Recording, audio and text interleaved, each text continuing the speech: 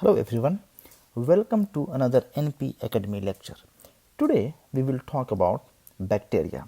Specifically, we will talk about gram positive, gram negative and anaerobic bacteria. Of course, you all have studied the microbiology in rather very detail. This discussion will be more focused on the information that you will use on daily practice as a nurse practitioner. So let's talk about gram positive and gram negative bacteria. So say for example, this is your gram positive bacteria and this side is your gram negative. And let's draw the structure for this bacteria. So this is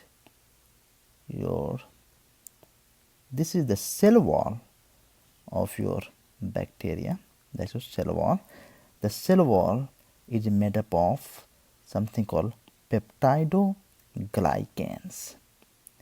So this peptidoglycans, and these peptidoglycans are cross-linked by a protein peptide bond.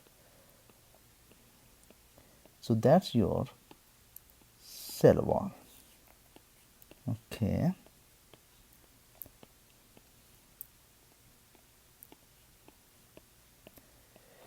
Below the cell wall is your cell membrane. That's your cell membrane. This is still common in both gram positive and gram negative bacteria. So the first one was the cell wall. That's your this, and then second is your cell membrane. Cell membrane is your this, and as you know that in the bacteria there are no nuclear membrane. So right under the cell membrane is your nucleic acid. Those are your DNA, RNA and protein.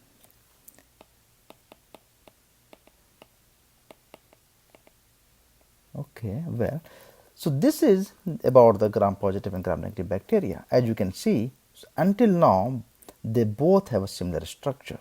The difference comes here. In the gram negative bacteria, they have a extra layer of protection, and this extra layer are called outer membrane. So this extra layer here is made up of outer membrane,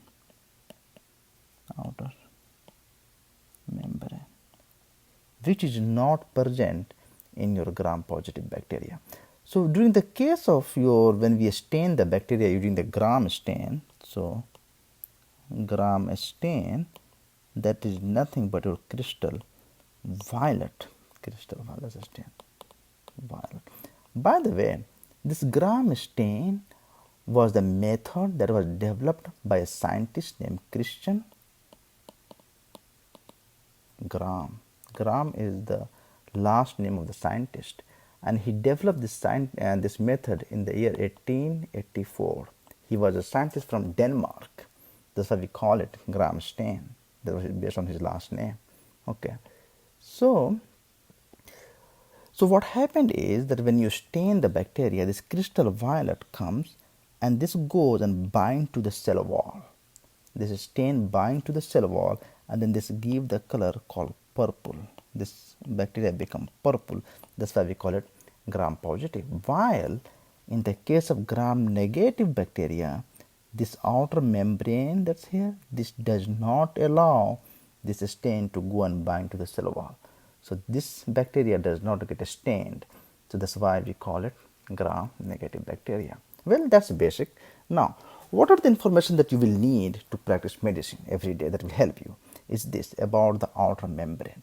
This outer membrane is made up of lipopolysaccharides.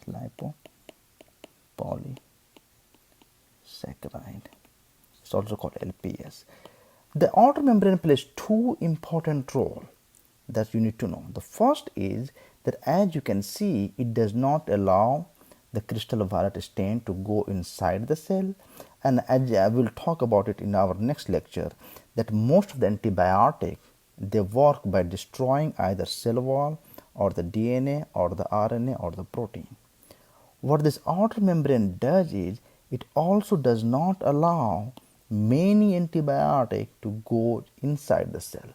So that's why not every antibiotic is effective in killing gram-negative bacteria, because this outer membrane acts as a barrier, as a layer of protection, and it does not allow antibiotic to go inside it. So normally it's very hard to kill gram-negative bacteria compared to gram-positive bacteria. That's one thing. Second thing is this outer membrane also produces this toxin called endotoxin, and these endotoxins are very strong, has a pro-inflammatory properties to it.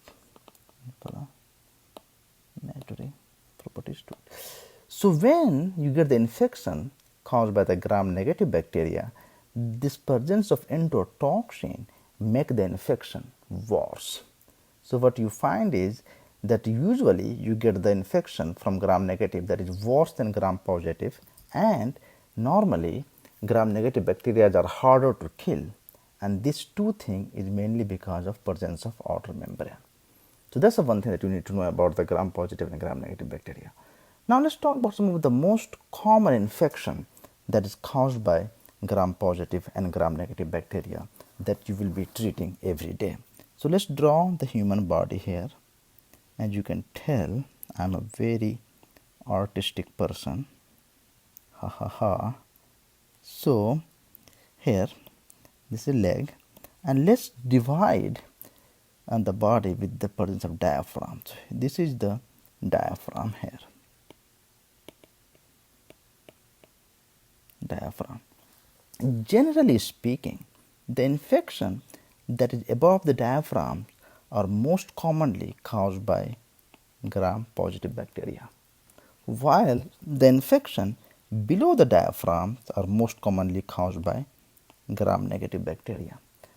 And one of the most common gram-negative bacteria that cause a lot of infection is your E. coli. E. coli. So let's talk about some of the infection caused by gram-positive bacteria. So some of them would be like conjunctivitis, your eye, pink eye, conjunctivitis,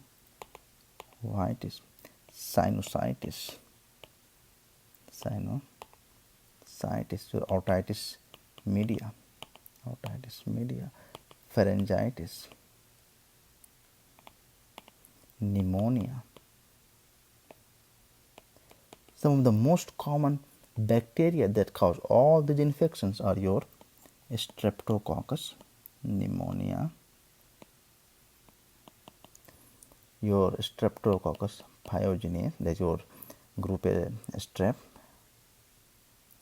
your staphylococcus aureus, and these are your gram-positive bacteria.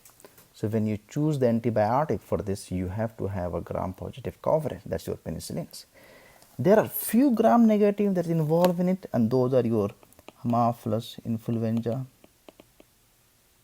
and Marcella catarrhalis. But your catarrhalis, these are your gram-negative, but the gram-positives are the more important here, very common. Okay, that's where the gram-positive infections are. Other place you will see the gram-positive infection are the infection of skin, anywhere on the skin. One of the most common infection of the skin, that is whether cellulitis or abscess, is caused by the people who tell you it's a staph infection, it's Staphylococcus aureus, and that is your gram-positive too, whether it's a methicillin sensitive MSSA or methicillin resistant MRSA, but your staph, that's gram-positive. So these are the most common gram-positive infection. Now let's talk about the gram-negative infection. Those are usually happen below the diaphragm. So what are those infections that's below the diaphragm? That will be your diverticulitis, your appendicitis,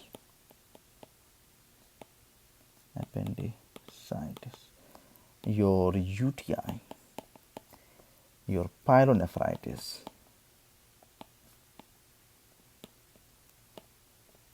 What are the most common infections for these? These are your caused by E. coli, and that is your gram negative.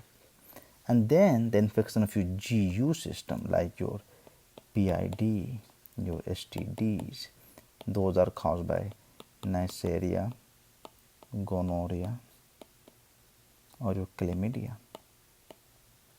and these are your also gram negative bacteria. So as you can see, below the diaphragm most common is your gram negative, above the diaphragm most common is your gram positive, on the skin most common is your gram positive. So that's about gram positive and gram negative. Let's talk about anaerobes. Anaerobes. One way to know that you have an anaerobic infection is that you will have a very bad smell to the infection, foul smell. So that's one thing. Other thing is that where are the anaerobic infection? One is the abscess. Wherever you see the abscess, you will suspect there is anaerobic infection. And the other place you will see anaerobic infections are below the diaphragm, and that is your below the diaphragm, and that's your intra-abdominal, like whenever you have GI tract, or genitourinary tract, GU. Those are the most two common places that you will see anaerobic infection, in the abscess, GI tract, GU. So what are the antibiotics that is most commonly used to treat anaerobic infection? And that's your two antibiotics that you need to know about anaerobic infection. One is clindamycin, and the other one is flagyl. Generally speaking, we use clindamycin for the infection that is above the diaphragm, and the flagyl below the diaphragm. So if you look at here, your most common infection below the diaphragm that you will see with the anaerobes is in the diverticulitis, appendicitis.